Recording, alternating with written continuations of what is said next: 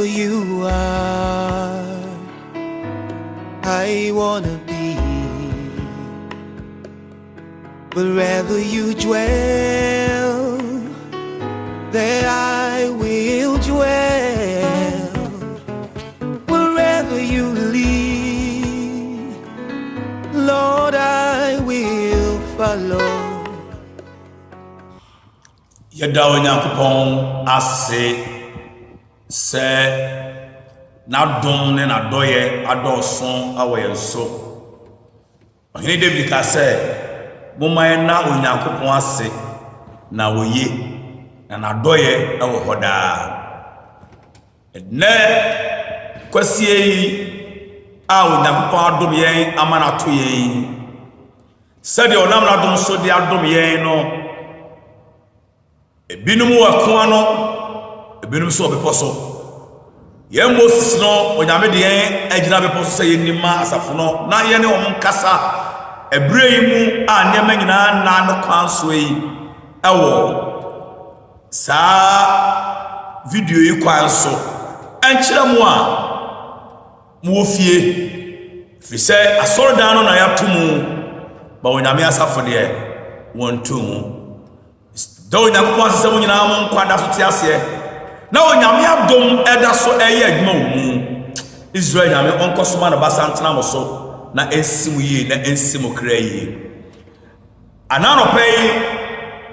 menemo eko onyame asem mu se de odifo Jeremiah atroye wo eti aduasam yensa tichemu a eye yensa ekosi nkron Jeremiah chapter 33 verses number 3 to 9. Bible say, "Frame na meje oso na makawonsama kese ene noma ehunta unhune na say na Awurade Israel Nyankopon ka okroyi mu adan enu ida ahemfo adan epie ene afna enti oburiye no oreba mekalda abeko na wode nipekuma nikumwa mabufuo ne mabufihye mu na wonbone a wode yami nyina ti bedemani ni hunta awon no afuru mahye homa hwe miara mede ade ani nuro bekyekere won akuro so na masawo yade na matue asomdue ne nokure a eboso ama won na mede Juda no mum ni Israel no mum besana babio na mede wona siwo se akane no na meti wo ho afi wona mum yo a ode aye me bone nyina mu na mede wona mum yo a ode aye me nyina no fo so nyina ma chewo na kroin badane me ahosai din ayeye ni animonyam asanso amanaman a obeti yie a mereye won nyina nti wona akoma betu na won ho apopo papa nyina ni asomdue nyina a meye mama wono amen. Ene anopai asabo a Awurade Nyankopon siesie se me ni Nyankopon adehye enche eno watodi wo brof kasam se God will not change your situation, but He will use your situation to change you. Tibia bia womu, amanie bia womu, awuche bia womu, yenie bia ato, tibia papa bi ne anije bia womu, abrabo biara womu no. Onyankopon nya na bi se obesesa no. Debo opese odi tibia bia wakomu biara no. Onam so this aye ebrewo amen. Yali adim tibia se oman nyina enamu obi akwa ye kasai ena COVID-19 kwa wo da gini no ogene onu kwa ro onti bibi kwa se COVID-19 bi o baabi adentira se awar sema ina dagin obi so sika sabi o medi akwa ina dagin obi nso no kwasam die aduma ope se de kofo si dada no ina dagin obi nso akwanya nkofo bi dira faso ani ayehye bi eda obi so amanie bi eda obi so ohuru nia ekoso ekura Nampes ya ina say sunyankopon ti asini ti awurade ade wo jame ade wo makwan ma sa to me be so ti ase say onyankopon ti bia bi awo no ojakto be nam sa ti bia no so na ode asesan no ode asesan nipa omukura betwa ho ahia ana ombete wasem nyina ba bia kika ye ya asem tia wo bra na Israel aswoden atia onyankopon na sabe no odifo Jeremiah tiasie na otu Zedekia fo ni ayemforofo awo akwamboni a omoye ani onyankopon botaya wa hye se die omoye mu no ode beba oman no so na so oman entiasie no leponam Jeremiah so de asebi koma ohene Zedekia no we Juda man se on kan kire oman no na no kwasem nie manipa nyina anya atrofo ma onyankopon anya kwafo asebiara onyankopon aka no secretary na asia bebem de yestia yensabeka ani de yaso de yensabeka bia no ni nyina akura nso anu gina ho pintin ama nipa kra oji asem no so ojiro sisa awode onyame aka afa ho so ojiro asisa ano so onyame aka ho na ba bia me no kasai aniema bi ensa na hunu wo de onyame na Jeremiah so ka kire Zedekia awo Jeremiah chapter 33 verse 3 to 9 no de dikai and say onyame a yesom no osma na tabuo ebre nipa wa ya aswoden etie onyankopon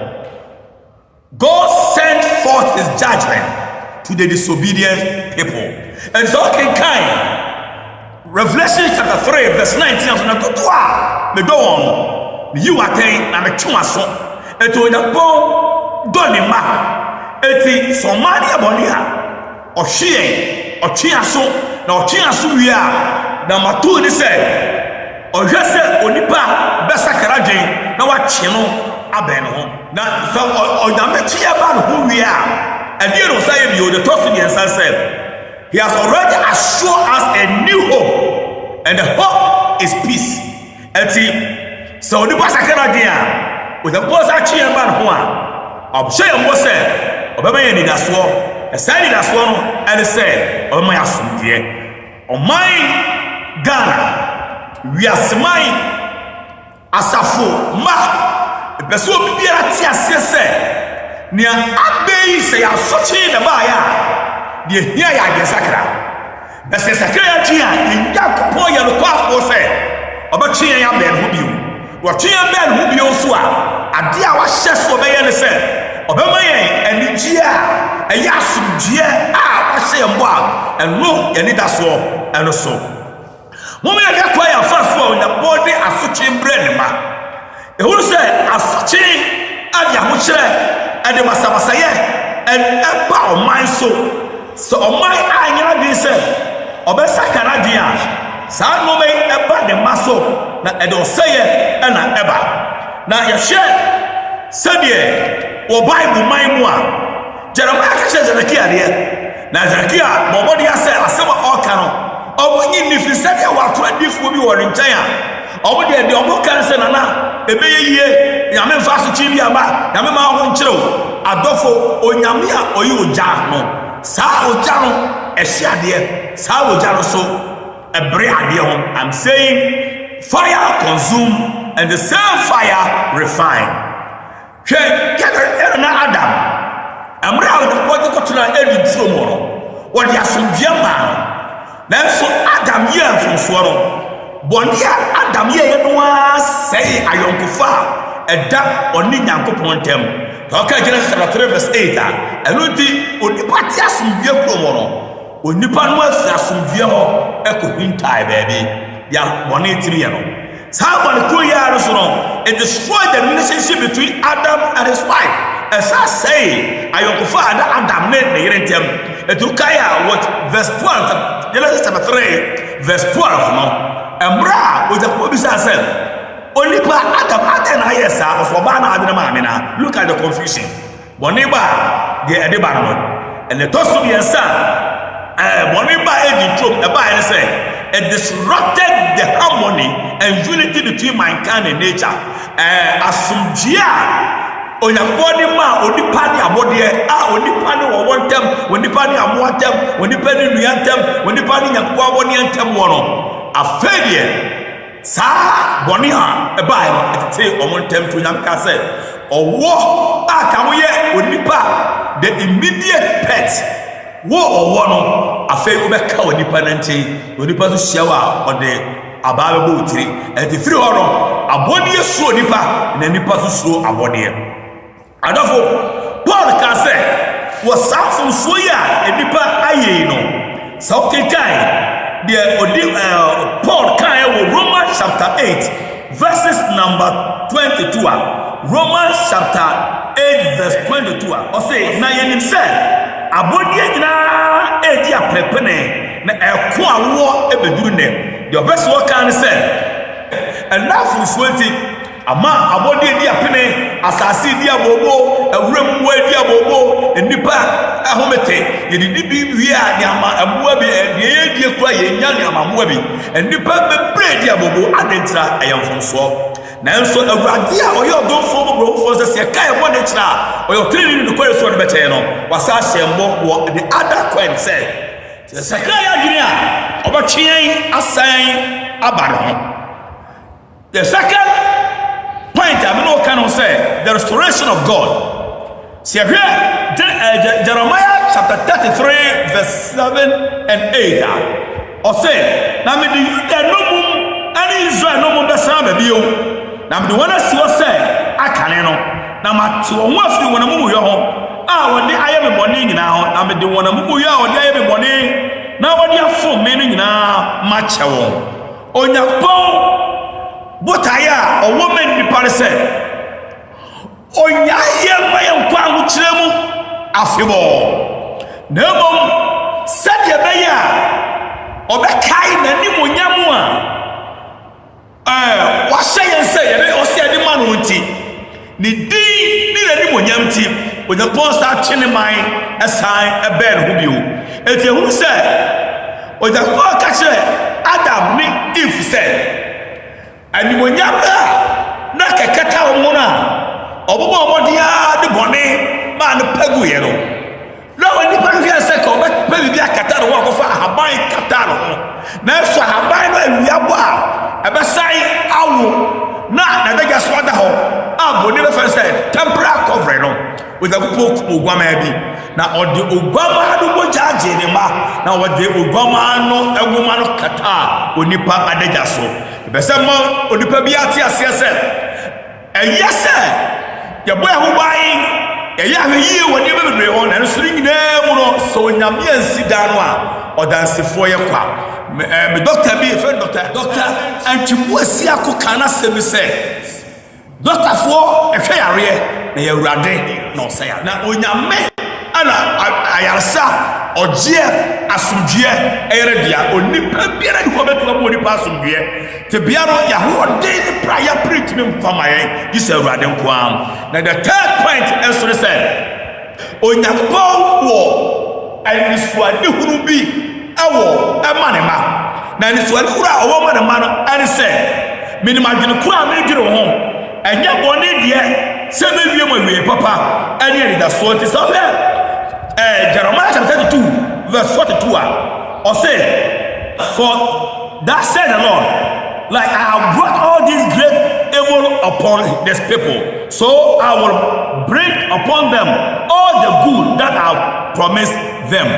me nyame and the pebiara me nyame mashe ebono mesan ade abrewumiu salvation will by all means come to the world. After this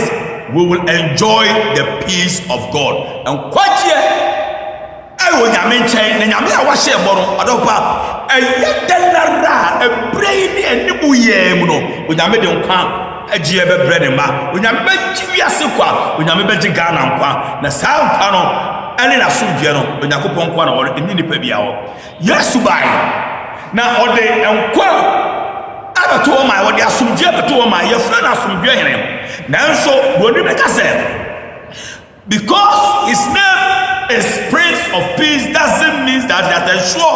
automatic peace. And I told her, so we have money, we have a way of on Sabaka. There be that. No more say, there didn't come more. That active faith, you know, and the other cause as we get with the Bible says. Na jigye mu a obi nsuani na said the obey Nyankopon won say o gidi so onyame ho te bia ade a be so te asere say gidi say onyame ho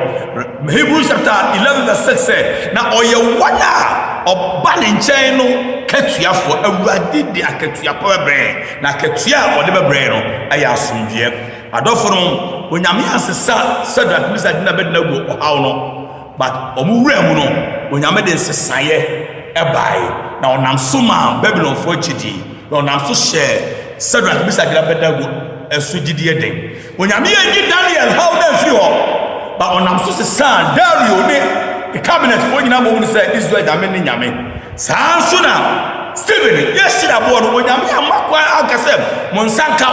o makwa yes da bo na so Stephen bo tare sa akra be do ho be mawurade enu achi no Bible so na Stephen we no onyame de akra be kawura